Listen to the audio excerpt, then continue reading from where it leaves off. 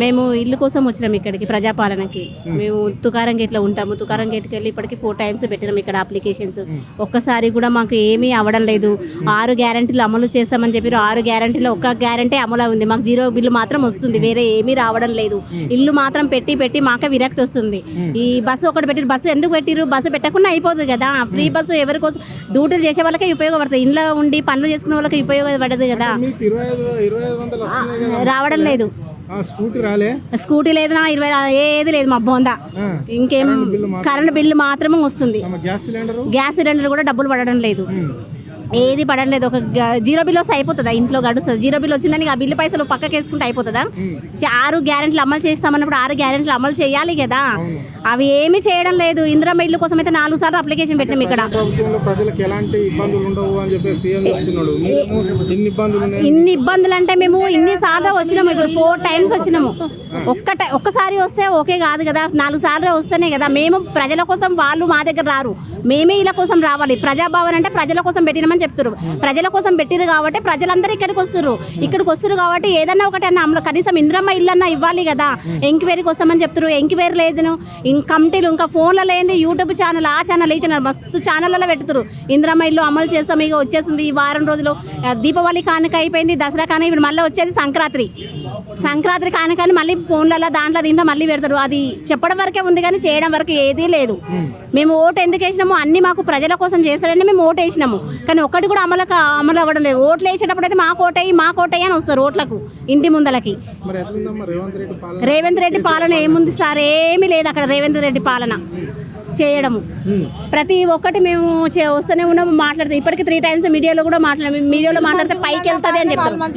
పాలన CM first ఇక్కడికి ఎక్కినాక కూడా ప్రజాపాలనకు వచ్చి నేను డబుల్ బెడ్రూమ్ పేపర్ అవన్నీ పెట్టి కూడా అప్లికేషన్ చేసి పెట్టిపోయినా. ఇప్పటికి 4 సార్లు పెట్టినాం ఇక్కడ. సీఎం సారే మాకు ఇంతవరకు ఒక్కసారి కూడా మాకు కనిపించలేదు. సీఎం సార్ ఆడ ఉన్న వాళ్ళ వర్కర్సే కనిపిస్తారు, వేరే సార్ మాత్రం లేడు కదా. ప్రజల కోసం ఒక్కసారి ఫ్రైడే, మంగళవారం, శుక్రవారం ప్రజాపాలన పెట్టిండ్రు. ప్రజాపాలన ప్రజల కోసం ఉండాలి కదా. అసలు మరి ఎందుకు ఉండడం లేదు ఇక్కడ? ఎందుకు ఉండడం లేదు? ప్రజల కోసం మా అక్క చెల్లెలు అని అంటుండే కదా. అక్క చెల్లెల కోసం అన్ని చేయాలి కదా. ఒకసారి లేకుండా 4 సార్లు వచ్చిన ప్రజలకు ఒక్కసారి అవుపడాలి కదా. అవుపడి అన్నిటి కోసం మాట్లాడాలి కదా. ప్రజలతో కూడా మాట్లాడితే అయ్యో మా సీఎం మాట్లాడింది కదా, మా అన్నయ్య మాట్లాడింది కదా, మాకు కూడా ఒక సంతోషం, తృప్తి ఉంటుంది. చేస్తారు కదా, చేస్తారు. ఇంకెప్పుడు చేస్తారు? మళ్ళీ ఇప్పుడు మున్సిపాలిటీ ఎలక్షన్లు వస్తూనే ఉన్నాయి. ఇక అప్పుడు మళ్ళీ ఓటు వేయమని చెప్తాడు వచ్చి. అప్పుడు ఓటు వేసామా అప్పుడు దేవునికి తెలియాలి సార్. మాకు ఏది లేకున్నా కానీ ఇందిరమ్మ ఇల్లు కోసం వచ్చాము. 0 బిల్లు వస్తలేదు, గ్యాస్ పైసలు పడతలేవు. ఇక పిల్లలకు కళ్యాణ లక్ష్మి అన్నారు, తులం బంగారం అన్నారు, స్కూటీలు అన్నారు, చదువుకున్న పిల్లలకు జాబులు అన్నారు. కొంతమంది అప్పుడు కేసీఆర్ సార్ ఇచ్చినవి మీరు అమలు చేసిర్రు. కేసీఆర్ సార్ ఇచ్చిన డ్యూటీలు అమలు చేసిర్రు. మీరు సొంతంగా ఇప్పుడు ఏం అమలు చేస్తలేరు కదా సార్. మీరు సొంతంగా ఇప్పుడు ఏం అమలు చేస్తారు? చాలా మంది ఉన్నారు. ఇంకా మా పిల్లలు ఇంకా 4 ఉన్నారు. అమలు చేసినాయి ఈ రేవంత్ సార్ ఇచ్చిర్రు. అది పోలీస్ జాబ్లో ఏదో ఇచ్చిర్రు. వాళ్ళు అమలు చేసినా వీళ్ళు ఇచ్చిర్రు.